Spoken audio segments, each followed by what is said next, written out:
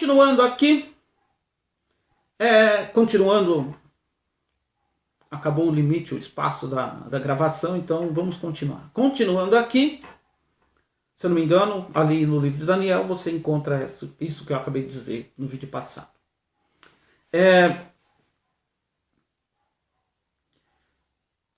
E outro motivo é porque Deus, Jesus, né? Jesus é Deus. Jesus aqui no seu ministério terreno, ele atendeu o pedido da mulher sírio-fenícia, a mulher cananeia para alguns. E com isso ele abriu a porta da graça para os gentios. Prova isso, meu caro. Eu poderia ficar apontando, fazendo exposição da passagem completa. Nós poderíamos ir lá em Marcos e em Mateus, que é onde está esta passagem, e falar versículo por versículo ali. Mas o objetivo aqui é chegar no arrebatamento. Mas nesse intervalo, muita adversidade aqui, muitos mas, né? Nesse intervalo, aberto pela mulher sírio-fenícia, é que atua a igreja até o momento do arrebatamento, para encontrar com o Senhor Rei Jesus nos ares, dentro da Nova Jerusalém, que estará a caminho da terra nesses dias futuros que está para chegar.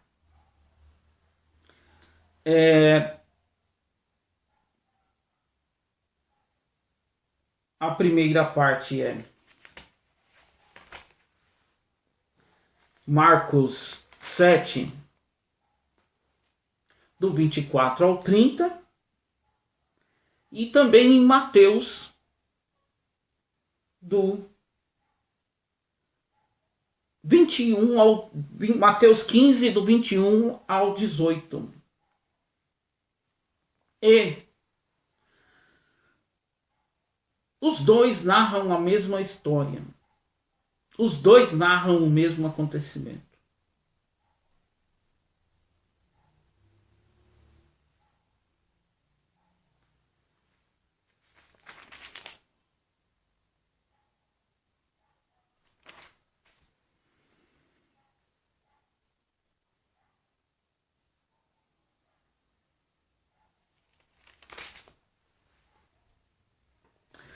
Jesus vai para as terras de Tiro e Sidom, entra numa casa na intenção de ninguém saber que ele está ali, mas ele não pode se esconder porque ele é a luz, ele é a candeia, então ele brilha. E logo vem esta mulher clamando por uma filha que está endemoniada. Jesus diz que não veio senão para as ovelhas perdidas da casa de Israel.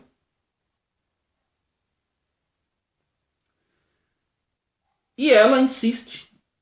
Ela o recebe, o reconhece como rei, assim como o cego de Jericó, filho de Davi. Muitos o receberam como...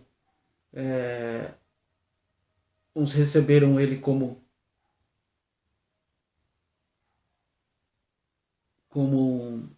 profeta,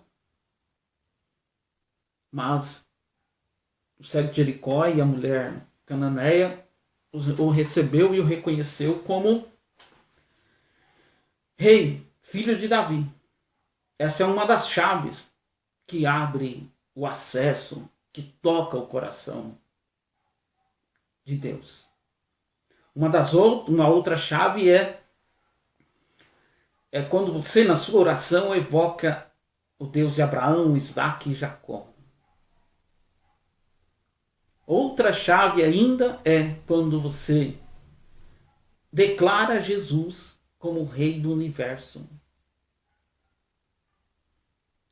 Quando você adora a Deus e declara em seguida Jesus como o Rei do Universo. Bendito és tu, Senhor, Rei do Universo.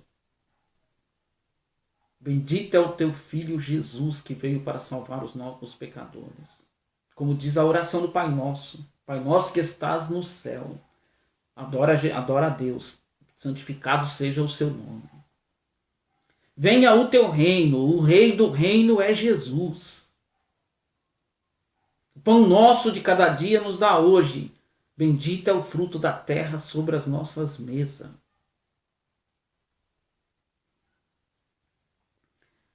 E aí ela insiste.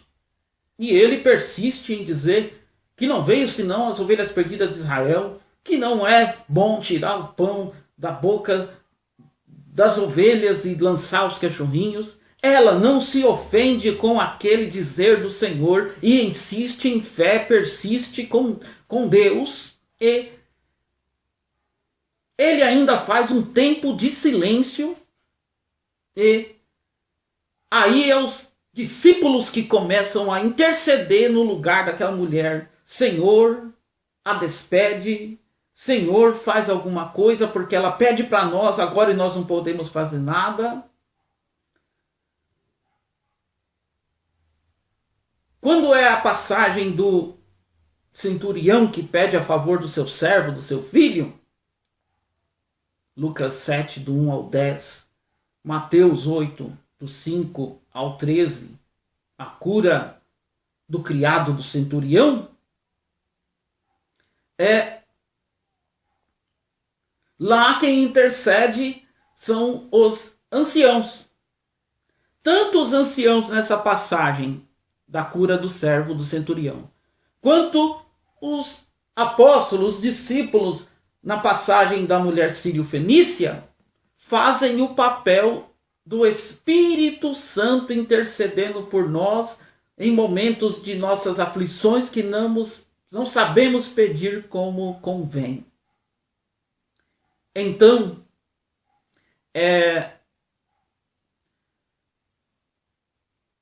eu vou ler para você se situar melhor aí. Antes, deixa eu fazer uma pontuação.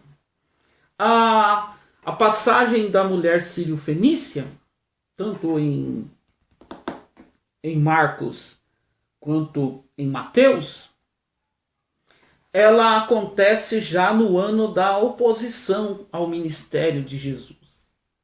Enquanto que a passagem da cura do servo do centurião, ela ocorre no ano da popularidade de Jesus, quando Jesus ainda era popular, o ano da fama do Senhor Jesus. Muitos milagres, muitas curas, muitos sermões, ensinando como quem tinha autoridade, não como os fariseus, somente na letra, somente no formalismo. 2 pontos aí. Ainda, pontuando a cura do servo do centurião, aconteceu na Galileia dos gentios, em Cafarnaum.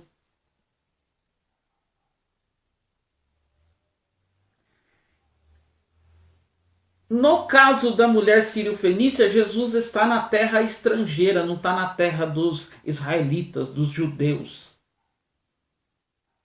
Jesus está na terra dos fenícios, na terra dos gentios. E a missão de Jesus, presta atenção que eu vou ler, você vai entender. A viagem a Tiro e Sidom, Marcos 7, 24 a 30. Jesus foi enviado às ovelhas perdidas da casa de Israel. Isso significa que ele não podia abrir as portas para os gentios, visto que a sua missão estava voltada aos filhos de Israel, por causa das 70 semanas de Daniel profetizadas no livro de Daniel, capítulo 9, do versículo 24 ao 27. No início de Mateus, nós temos lá a conclusão nas 3 fases, nos 3 períodos ali de 14 gerações. Na parte C, esse terceiro período, a parte C do versículo 17. É esse momento que Jesus está atuando. Mateus 1,17, temos os 3 grupos de gerações que vão de Abraão até Cristo. Jesus está vivendo no terceiro grupo, na terceira fase destes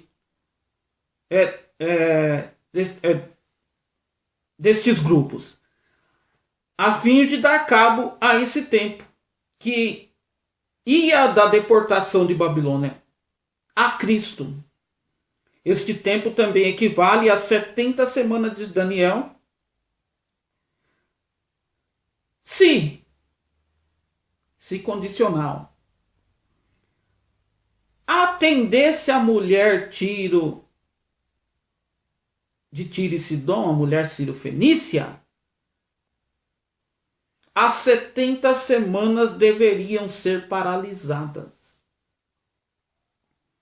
dando início ao período da graça que já dura mais de 2024 anos, porque nós temos 8 anos de erro no calendário de Dionísio, no calendário gregoriano. Essa era a razão pela qual ele não queria atender a mulher Ciro-Fenícia, porque ele estava em terras gentílicas, fora da sua terra, a terra de Israel. Quando ele faz isso, Deus só carimba que ele está em repúdio com Israel e passa a tratar com a igreja. E a porta da graça se abre para nós. Alguém pode perguntar, mas por que não aconteceu isso quando ele atendeu o centurião e curou o servo dele? O centurião estava dentro das terras de Israel. A Decápolis, a Galileia dos gentios, fazia parte das terras de Israel. Das terras das peregrinações de Abraão, de Isaac e de Jacó, dos patriarcas. Mas na Fenícia, não. Na Síria, não.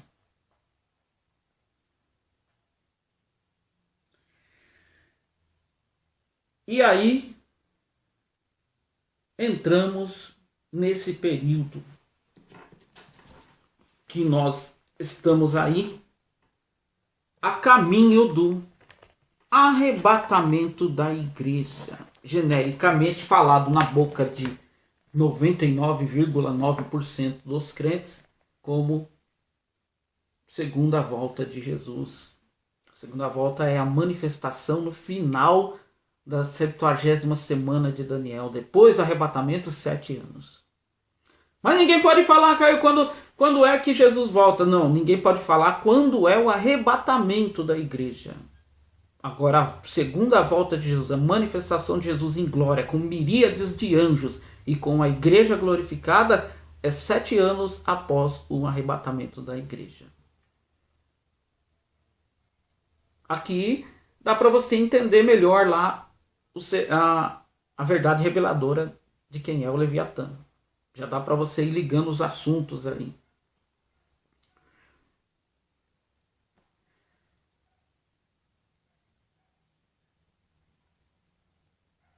No próximo vídeo, estarei pontuando melhor a questão de Neemias, dando a data no calendário gregoriano, se bem que ele não existia na época, mas é possível fazer essa conta, de quando foi que saiu a ordem de Ciro para a reedificação do templo, porque ali marca o início da 70ª semana. A mulher cananeia marca o intervalo das 70 semanas, porque quanto dá o número, quanto dá a conta que nós fizemos hoje no vídeo anterior? 483.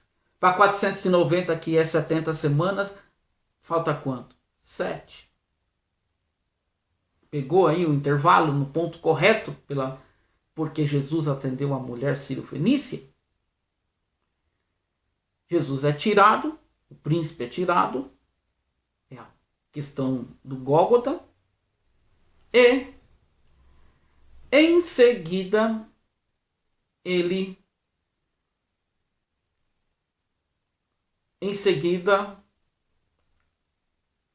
é o espaço das 70 semanas, é o espaço do tempo da graça nas 70 semanas, até o arrebatamento da igreja. Mas nós vamos pontuar o edito de Artaxerxes,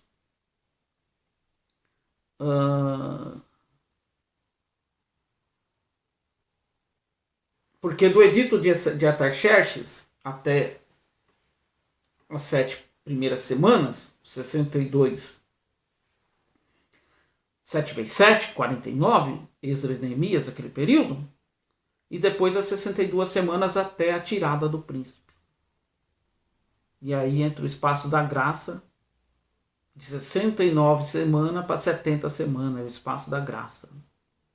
Da 79ª para a 70ª semana, nós temos um período que é o período da graça. E aí ele vai parar com o arrebatamento da igreja e vai entrar em cena a 70ª semana, que será dividida entre tribulação e grande tribulação, terminando com a manifestação